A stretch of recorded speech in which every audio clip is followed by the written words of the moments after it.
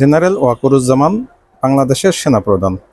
তিনি মাঝে মাঝেই কথা বলতে গিয়ে ডক্টর ইউনূস সাহেবকে ডক্টর ইউনূস বলে সম্বোধন করেন।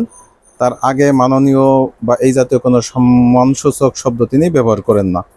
তো এটা আমার একটা কৌতূহল ছিল যে আসলে কি উনি ডক্টর ইউনূসকে আসলে প্রধান উপদেষ্টা হিসেবে মানেন না কি। বিষয়টা আজকে ক্লিয়ার হয়ে গেছে।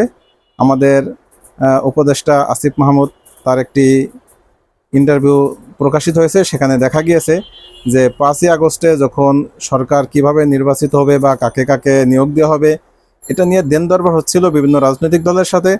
তখন ছাত্ররা তাদের পক্ষ থেকে ডক্টর ইউনূসের নাম প্রস্তাব করলে সেনাপ্রধান জেনারেল ওয়াকার সাহেব কোনোভাবেই এই ডক্টর ইউনূসকে সেখানে আনতে চাচ্ছিলেন না।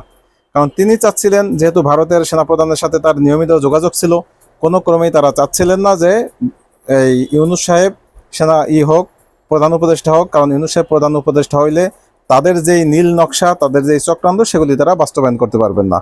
তারই ফলশ্রুতিতে তিনি বারবার ডক্টর ইউনূস সাহেবকে অসম্মান সূচক কথা বলেন, যেটা আসিফ মাহমুদ বলেছেন যে সর্বশেষ ওয়াকারুজ্জামান সাহেব বলেছিলেন যে আমি বুকে পাথর চাপা দিয়ে এই বিষয়টা মেনে নিলাম, অর্থাৎ প্রধান উপদেষ্টা হিসেবে ডক্টর ইউনূসকে আমি বুকে পাথর চাপা দিয়ে মেনে নিলাম। এটা মানে তার স্বেচ্ছায় তিনি মানতে পারেননি কোনোভাবেই।